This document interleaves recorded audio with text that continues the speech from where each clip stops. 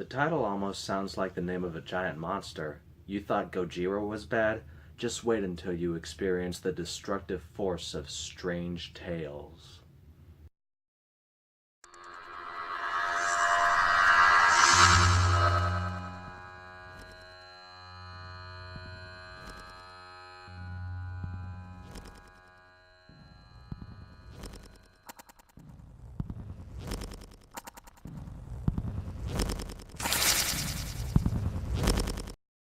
Tonight's review is on Kwaidan, which roughly translates to Strange Tales as I hinted before.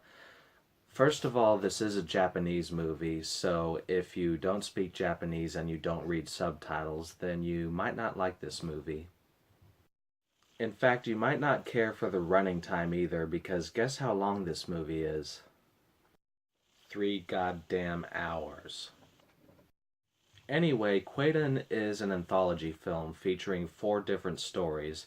The first one is about a samurai who has left his wife to marry into a family of higher social status. However, even though his new wife is richer, she isn't nearly as loving or as likable. Realizing the mistake that he's made, the samurai returns to the woman that he really loves, but the day after he returns, things don't go so well. This segment is my personal favorite in the movie, though due to its simplicity, there isn't much for me to say about it. Much like Takashi Miike's audition, it mostly plays out like a drama and doesn't become a horror story until the very end. It's just a very haunting tale reminding you not to take the good things in life for granted. The second story is about a woodcutter who watches as the Lady of the Snow kills his friend. She has mercy on the woodcutter, but tells him that if he ever says anything about her, she will find him and end his life. This is easily the most predictable segment out of the bunch. It contains a twist ending which I saw coming from a mile away, but at the same time it is a pretty enjoyable and charming story, almost in a fairy tale way. If nothing else, I would above all recommend the second segment for its visual style because it is stunning to look at. It's kind of cliche for a reviewer to say that every shot in a movie could be framed and hung up on a wall, but in this case there's really no other way to describe it. Every shot in this just pops with color, especially shots where you can see the sky. It never looks like a real sky, but I love the way that it represents in this very surreal manner the different moods of the story.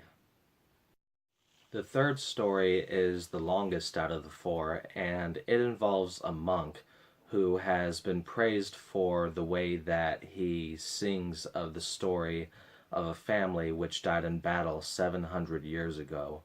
One day a soldier comes to him requesting that he perform this song for his lord, and he agrees to do so and then ends up disappearing for an entire night.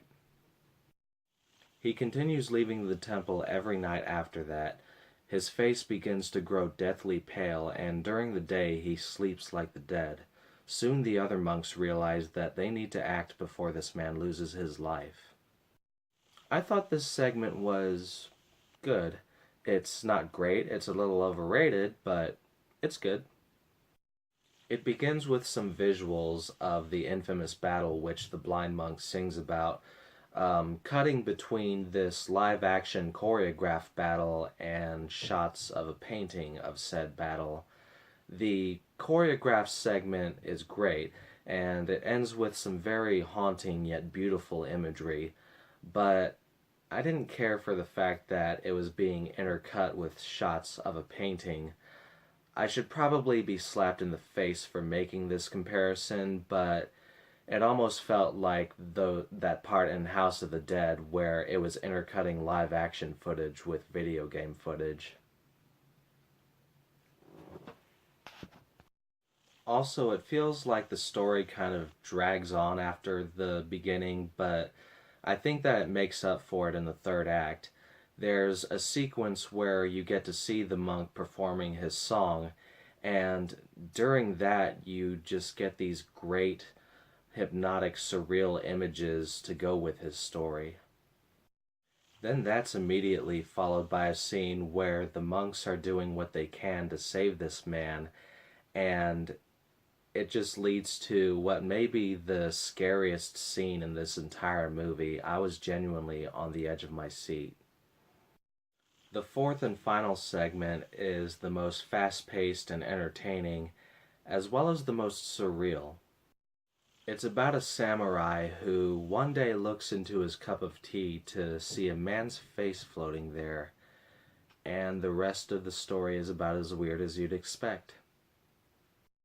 I honestly can't say much more without spoiling it, mainly because it's based on an unfinished story. Right before it begins, the narrator talks about how there are a lot of old stories from Japan which never got an ending.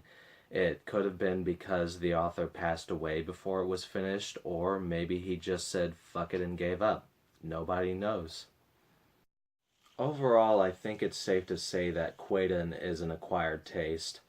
I could definitely imagine some people finding it too long or too weird, but overall, I personally enjoyed it. I thought the stories were very interesting and I loved its visual style, especially during the second story. I could watch the whole movie on mute and still have a good time watching it. So, if it sounds like it's your cup of tea, I would recommend it.